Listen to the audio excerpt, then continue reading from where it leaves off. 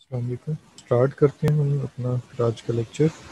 एक general introduction है correlation regression के हवाले से, और इसकी जो न्यूमेरिकल एग्जांपल है वो इंशाल्लाह हम कल करेंगे। आज एक जनरल डिस्कशन है कोरिलेशन रिग्रेशन की, लेकिन इस वक्त हम सिर्फ कोरिलेशन की बात करेंगे। द कोरिलेशन कोफिशिएंट और Pearson correlation coefficient was originated by Karl Pearson in the 90s। यानी जो कोरिलेशन है जिसे पेयरसन कोरिलेशन कोफिशिएंट या जस्ट कोरिलेशन कोफिशिएंट भी कहा जाता है, ये कार्ल पेयरसन ने जो है इंट्रोड्यूस करवाया था। The Pearson correlation coefficient is a measure of the degree of strength of linear relationship between two continuous random variable. यानी जो कोरिलेशन है या पेयरसन कोरिलेशन है, ये बेसिकली क्या करता है, ये दो वेरिएबल्स के दरमियान, दो क्वांटिटेटिव वेरिएबल्स के दरमियान स्ट्रेंथ ऑफ रिलेशनशिप फाइंड करते हैं, और इसके साथ साथ ये डायरेक्शन ऑफ रिलेशनशिप भी फाइंड करते हैं। ये भी हम साथ साथ डिस्कस करेंगे। और अगर आपने पॉपुलेशन के लिए कोरिलेशन फाइंड करना है तो हम उसे डिनोट करेंगे रो एक्स वाई से, ठीक है, पॉपुलेशन कोरिलेशन कोफिशिएंट के फॉर्म में। और थोड़ा सा आप यहाँ पे ये देखिएगा, इस वक्त आपको शायद डिफरेंस महसूस नहीं होगा, अदरवाइज जो है ये जो हमने लिखा हुआ है यहाँ पर, इससे मुराद है रो, और सबस्क्रिप्ट में एक्स और वाई है, ठीक है। ये इसके साथ नहीं लिखा हुआ बल्कि सबस्क्रिप्ट में लिखा हुआ है। इसी तरह से अगर हम सैम्पल डाटा के लिए अगर कैलकुलेट करेंगे तो ये आर एक्स वाई होगा, और ये भी सबस्क्रिप्ट में लिखा हुआ है, और इससे मुराद यही होगी कि relationship between X and Y, population relationship between X and Y, और इसका मतलब होगा sample correlation between X and Y. The correlation coefficient can take values that occur in interval 1 and -1। यानी जो कोरिलेशन कोफिशिएंट का आंसर है वो 1 और -1 के दरमियान इंक्लूडिंग 1 and -1 होगा। If the coefficient value is 1 और -1, अगर कोफिशिएंट की वैल्यू 1 हो या फिर -1 हो, यानी एग्जैक्ट की बात करें, एग्जैक्ट 1 आ जाए या एग्जैक्ट -1 आ जाए, there will be a perfect linear relationship between the variables. अब नेगेटिव साइन बेसिकली आपको क्या बताएगा और पॉजिटिव साइन क्या बताएगा। जैसे ये पॉजिटिव नंबर है और ये नेगेटिव नंबर है, तो पॉजिटिव या नेगेटिव नंबर क्या बताएगा। अब पॉजिटिव साइन, यानी जब भी आपके पास आंसर पॉजिटिव में आएगा, a positive sign with the coefficient value shows a positive direct or sportive relationship, while a negative sign with the coefficient value shows the negative, यानी indirect or opposite relationship between the variables। Positive sign का मतलब है, अब negative sign का मतलब ये नहीं है कि कोरिलेशन वीक हो गया। नेगेटिव साइन जो है वो भी आपको वो आपको जस्ट डायरेक्शन बता रहे हैं, पॉजिटिव साइन भी आपको डायरेक्शन बता रहे हैं। जो कोरिलेशन की स्ट्रेंथ है वो कोरिलेशन की वैल्यू से आइडेंटिफाई होगी। The zero value implies that the absence of a linear relationship, and it also shows that variables are independent। अगर दो वेरिएबल्स के दरमियान जीरो कोरिलेशन आ जाता है, यानी आर की वैल्यू फॉर एग्जांपल जीरो आ जाती है, तो इसका मतलब ये होगा कि कोरिलेशन नहीं है, कोरिलेशन एब्सेंट है, या कोरिलेशन जो है वो ज़ीरो है। और इसका एक और मतलब भी होगा कि वेरिएबल्स जो हैं वो एक दूसरे से इंडिपेंडेंट हैं। Zero values also shows that there may be some other sort of relationship between the variables of interest, such as a systematic or circular relationship between the variables। Zero correlation के आने का एक और मतलब भी हो सकता है कि जो दो वेरिएबल आपने लिए हैं जिनके दरमियान आप रिलेशनशिप फाइंड कर रहे हैं, उनके दरमियान कोई सर्कुलर टाइप रिलेशनशिप एग्जिस्ट करता है। और अगर ज़ीरो कोरिलेशन नहीं आता तो उसका मतलब ये है कि वैल्यूज़ के दरमियान कोई पॉजिटिव या फिर नेगेटिव टाइप रिलेशनशिप एग्जिस्ट करेगा, जिसकी डायरेक्शन जो है वो कुछ भी हो सकती है। Mathematically, if two random variables such as x and y follows an unknown joint distribution, then the simple linear correlation coefficient is equal to covariance between x and y divided by the product of their standard deviation। यानी दो variables हैं x और y, मैं यहाँ पे ही आपको show कर देता हूँ x एंड y। x की वैल्यूज आपके पास गिवन है, for example 5, 10, 3, 2, 1, 7 and so on, ठीक है। तो ये आपके पास पेयर ऑब्जर्वेशन बनती है। तो ये दो वेरिएबल्स की एक तरह से जॉइंट डिस्ट्रीब्यूशन होगी। इसमें जॉइंट डिस्ट्रीब्यूशन का भी आइडिया नहीं है, लेकिन फिलहाल आप यूँ समझ लें कि हम पेयर ऑब्जर्वेशन की बात कर रहे हैं। तो इन पेयर ऑब्जर्वेशन में जो पेयर ऑब्जर्वेशन बनती हैं, इनकी वजह से एक्स और वाई में जो रिलेशनशिप होगा वो बेसिकली क्या होगा, covariance between X and Y divided by product of standard division of X and standard division of Y. ठीक है, ये हम पॉपुलेशन कोरिलेशन की बात कर रहे हैं और सैंपल कोरिलेशन की भी यही सेंस होगी, सिर्फ उसकी रिप्रेजेंटेशन चेंज हो जाएगी। वेयर को COV XY is a measure of covariance between x and y। जो COV है यानी नोमिनेटर वाला जो पार्ट है, ये x और y के दरमियान कोवेरियंस को शो करते हैं। Sigma x and sigma y are the respective standard division of the random variable, यानी सिग्मा x जो है x वेरिएबल का स्टैंडर्ड डिवीजन है, सिग्मा y जो है वो y वेरिएबल का स्टैंडर्ड डिवीजन है। कैलकुलेशन के पॉइंट ऑफ व्यू से अब ये देख लें कि ये हमारे पास x1 वैल्यू है और ये y1 वैल्यू है। इसी तरह से ये x2 वैल्यू होगी और ये x3 वैल्यू होगी। ठीक है, और ये x1 और y1 मिलकर एक ऑब्जर्वेशन बना रहे हैं। तो हमने यहाँ पर फर्दर इसे डिस्कस किया। For a sample of size n, x1 y1 x2 y2 up to xn yn from the joint distribution, यानी दोनों वेरिएबल्स की डिस्ट्रीब्यूशन, दोनों वेरिएबल की जॉइंट पर जो हमारे पास ये ऑब्जर्वेशंस हैं, पेयर्ड ऑब्जर्वेशंस हैं, the quantity given below is an estimate of rho, यानी ये जो नीचे फार्मूलाज आपको गिवन है, ये फार्मूलाज जो हैं इन पेयर ऑब्जर्वेशंस के दरमियान रिलेशनशिप फाइंड करने के लिए यूज होंगे। एंड इसे हम सिंपल कोरिलेशन कोफिशिएंट या सिंपल आर भी कहेंगे। R is equal to sum I vary from 1 to n xi minus x bar into yi minus y bar. ये जो नोमिनेटर है ये इस वक्त आपके पास कोवेरियंस है। इसी तरह से ये वाला जो पार्ट है ये वेरिएंस का नोमिनेटर है, x के वेरिएंस का। और अगर आप इससे देखेंगे तो ये वेरिएंस है y वेरिएबल का, उसका नोमिनेटर वाला पार्ट, और हम इसका अंडर रूट ले लेंगे तो ये बेसिकली आपके पास स्टैंडर्ड डिवीजन ऑफ x और स्टैंडर्ड डिवीजन ऑफ y बन जाएगा। या फिर हम एक और फार्मूला भी यूज़ कर सकते हैं। वैसे तो बहुत सारे फार्मूलाज हैं, लेकिन जो वाइडली यूज्ड फार्मूलाज हैं वो आपको मैंने शो कर दिए हैं। एक पहले वाला फार्मूला यानी ये वाला फार्मूला और एक ये फार्मूला। अब ये फार्मूला हमें क्या कह रहा है, n some I vary from 1 to n xi by I minus sum I vary from 1 to n xi sum I vary from 1 to n yi divided by square root of these two quantities। ठीक है, मैं इसे आपको table के ज़रिए से show कर देता हूँ, क्योंकि इसे वैसे समझना थोड़ा सा मुश्किल होगा और मज़ीद जो आपको समझ आएगा वो इंशाल्लाह कल समझ आएगा। अगर आपके पास एक वेरिएबल x है और एक वेरिएबल y है, पहला फार्मूला जो हमारे पास डेविएशन वाला है उसमें हमें क्या करना होगा, सबसे पहले तो हम इनके मीन्स कैलकुलेट करेंगे। ठीक है, x बार भी और y बार, और फिर हमें क्या करना है, इनकी डेविएशन लेनी है x माइनस x बार। जब हम इसका टोटल करेंगे तो इट मस्ट बी जीरो, ये हमने ऑलरेडी पढ़ा हुआ है कि sum of deviation from mean is zero. इसी तरह से जब हम y minus y bar calculate करेंगे तो इसका आंसर भी जीरो आएगा। फिर इसी तरह से हमें फर्दर लेना होगा x minus x bar multiply by y minus y बार। ठीक है, ये नोमिनेटर वाला पार्ट कैलकुलेट होगा और हम इसका टोटल कर लेंगे तो ये आपके पास सम xi माइनस x बार yi माइनस y बार का रिजल्ट आ जाएगा, यहाँ पे नहीं कोवेरियंस आ जाएगा आपके पास। और दूसरा पार्ट हमारे पास क्या था, xi माइनस x बार और इसका स्क्वायर, और फिर इसी तरह से yi माइनस y बार और इसका स्क्वायर। वो जो पहला फार्मूला मैंने लिखा हुआ था उस फार्मूले के लिए हमें ये कॉलम्स जो हैं फर्दर कैलकुलेट करना पड़ेंगे। तो न्यूमेरिकली कैसे कैलकुलेट करेंगे ये हम इंशाल्लाह हम प्रॉपर जो है वो कल डिस्कस करेंगे, कोई बायोस्टैटिस्टिक्स से रिलेटेड एग्जांपल लेकर वहाँ से हम इसे ट्राई करेंगे। तो इनिशियली आपने एक्स आई माइनस एक्स बार और वाई आई माइनस वाई बार तो ज़रूर कैलकुलेट करना है, और फिर इनके अपने स्केयर्स भी लेने हैं, जैसे ये और ये स्केयर है, और फिर आपने इन दोनों की कंबाइंड प्रोडक्ट भी कैलकुलेट कर लेनी है। ठीक है, उसके बाद आपने सिंपल क्या करना है कि इन वैल्यूज़ को, इनके जो आंसर्स आएंगे उन्हें आपने फार्मूले में प्लग कर देना है, यानी जैसे ये वाला फार्मूला है, और कैलकुलेट कर लेना है। अब इस फार्मूले का आंसर जो है वो -1 और +1 के दरमियान कोई भी पॉसिबल वैल्यू आ सकती है। और अगर आप इसे इस फार्मूले से कैलकुलेट कर रहे हैं तो फिर हम इसे कैसे करेंगे, यानी फिर हमारा टेबल किस तरह का होगा, न्यूमेरिकल कैलकुलेशंस किस तरह की होंगी, हमें क्या कुछ कैलकुलेट करना होगा वो हम देख लेते हैं। मैं इसे क्लियर कर देता हूँ और फिलहाल मैं कलर भी चेंज कर देता हूँ। एक वेरिएबल हमारे पास x होगा, एक y होगा, हम इनका डेफिनेटली मीन कैलकुलेट करेंगे, हमें चाहिए होगा। वैसे मीन की ऐसा हमें ज़रूरत भी नहीं पड़ेगी, लेकिन फ़िलहाल हम उसे लेंगे ज़रूर, बल्कि आप मीन ना लें, मीन की वजह से सम x कैलकुलेट कर लें और इसी तरह से सम y कैलकुलेट कर लें। क्योंकि मीन की हमें डायरेक्ट ज़रूरत नहीं पड़नी, हमें रिग्रेशन में इसकी ज़रूरत पड़ेगी।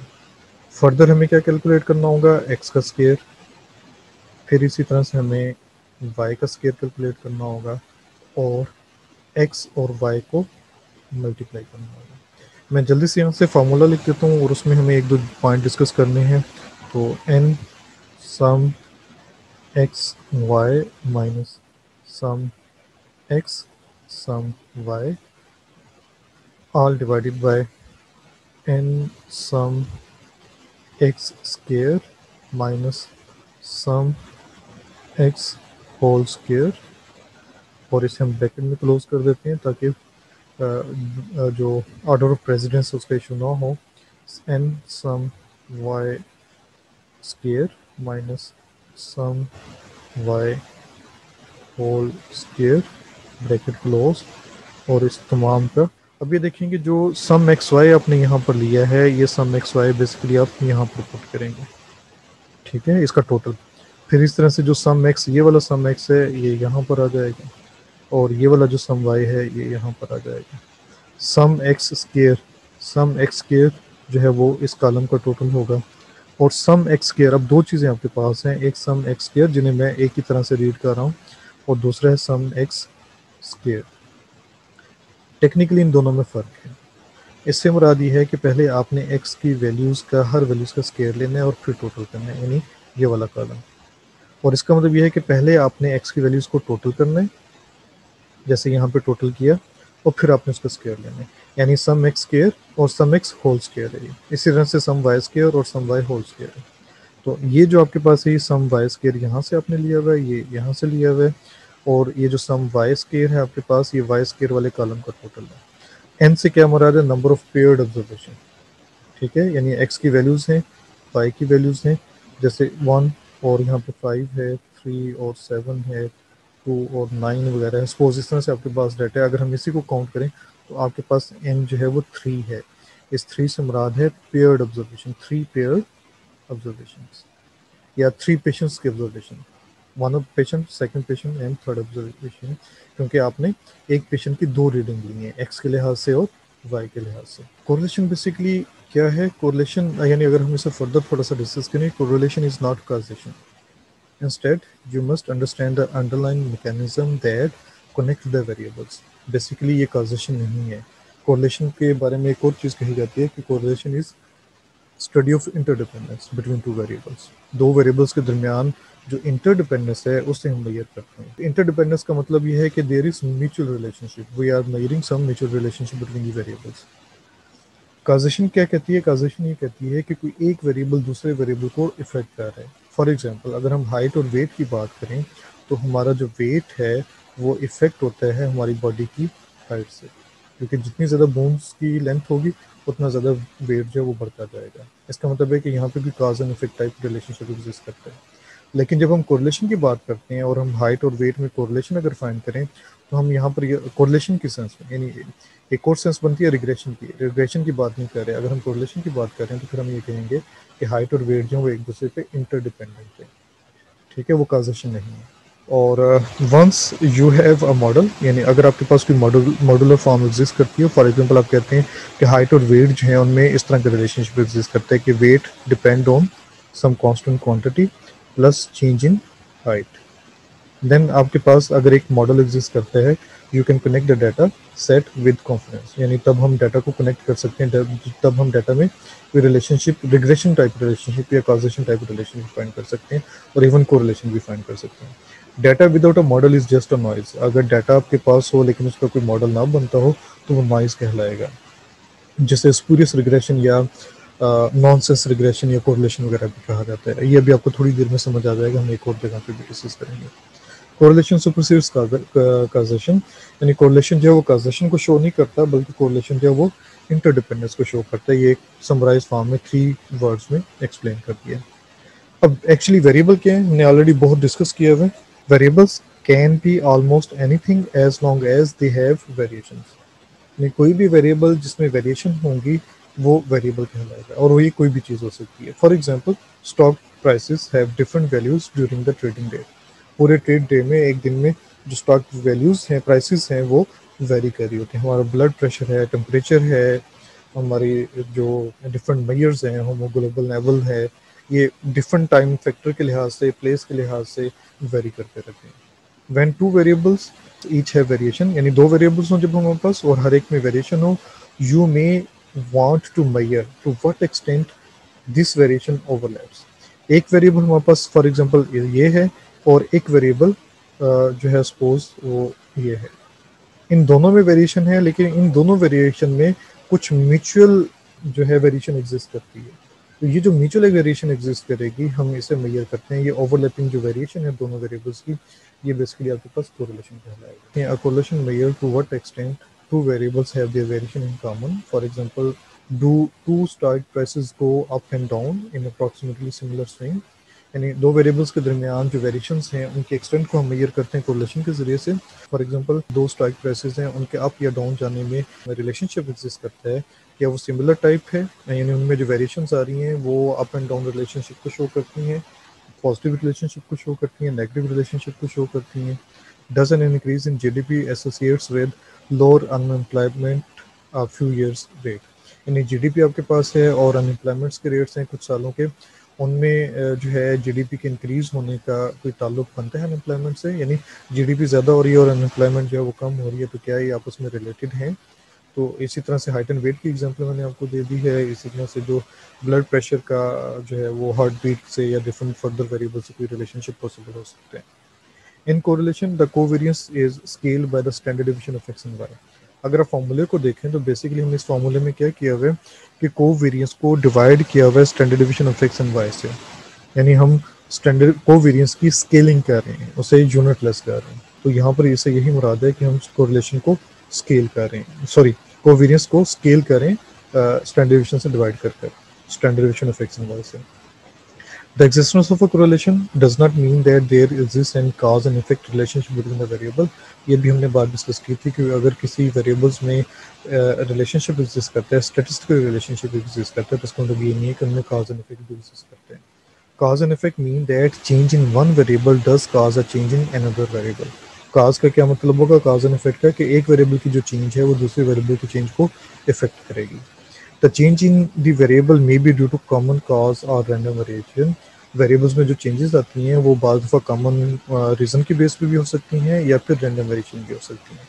जैसे हमारा जो बॉडी टेम्परेचर है या हमारा जो ब्लड प्रेशर है, वो फॉर एग्जांपल अगर हम थोड़ा सा तेज़ चलते हैं तो हमारा जो ब्लड प्रेशर है या जो हमारी हार्ट बीट है वो चेंज हो जाएगी, वेरी कर जाएगी। वो कोई भी काज हो सकती है, जैसे जो है फास्ट वॉकिंग वगैरह जैसे। There are many kind of correlation coefficient, यानी सिंपल लीनियर कोरिलेशन की बात नहीं कर रहे हम, पेयरसन कोरिलेशन की बात नहीं कर रहे, इसके अलावा भी पॉसिबल कोरिलेशंस हैं। The choice of which to use for a particular set of data depends on the different factors. अब आपने कौन सा कोरिलेशन यूज़ करना है, कौन सा मेथड यूज़ करना है, कौन सी काइंड यूज़ करनी है, ये मुख्तलिफ फैक्टर्स पर डिपेंड करता है। For example type of scale, यानी मेजरमेंट स्केल वेरिएबल्स की क्या है। हमने कोरिलेशन की बात की है टू क्वांटिटेटिव वेरिएबल्स के बारे में।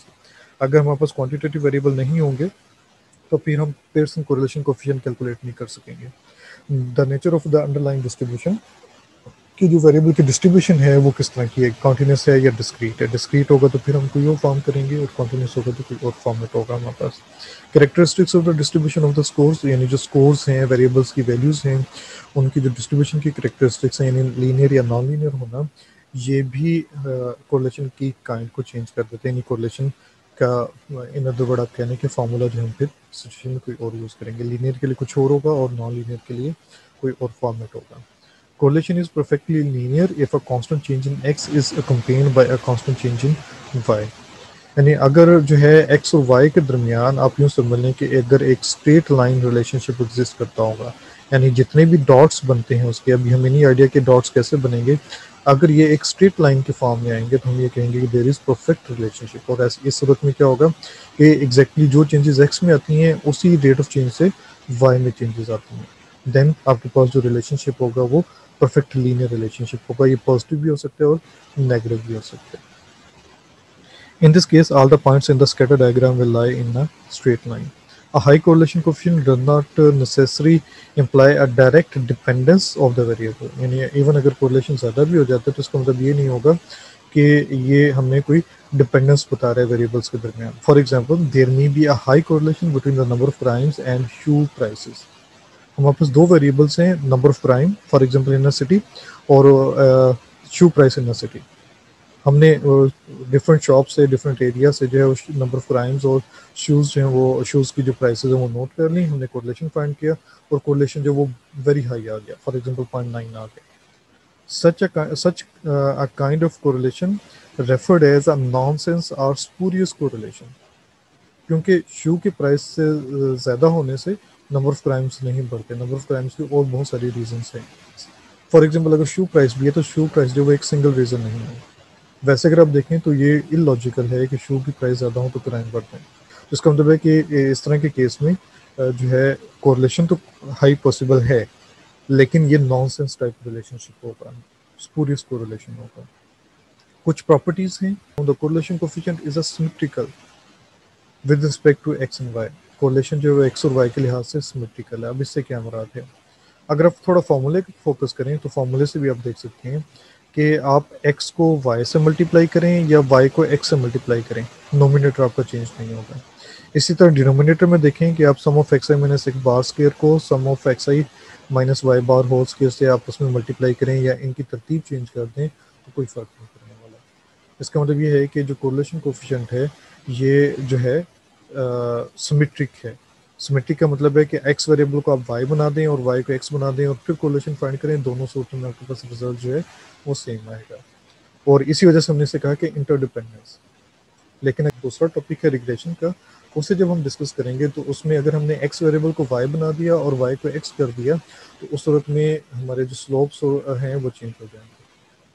कोरिलेशन में हमें इस चीज़ से वरी होने की ज़रूरत नहीं है, लेकिन बेहतर होगा कि अगर आप इनिशियली आइडेंटिफाई कर लें कि कौन सा वेरिएबल जो है वाई है और कौन सा डिपेंडेंट है। वाई से मुराद आमतौर पे हम डिपेंडेंट वेरिएबल लेते हैं और एक्स से मुराद आमतौर पे हम इंडिपेंडेंट वेरिएबल लेते हैं। The correlation coefficient is a pure number, यानी कोरिलेशन कोएफिशिएंट जो एक नंबर है एंड इट जो कि -1 और +1 के दरमियान कोई भी पॉसिबल वैल्यू हो सकती है। And it does not depend upon the units in which the variables are measured. जैसे हमने हाइट और वेट की बात की, अब हाइट की जो मेजरमेंट है फॉर एग्जांपल वो इंचेस में है और वेट जो है वो किलोग्राम में है, लेकिन जब आर कैलकुलेट होगा तो इसका जो यूनिट है वो ना ही इंचेस होगा ना ही वेट होगा।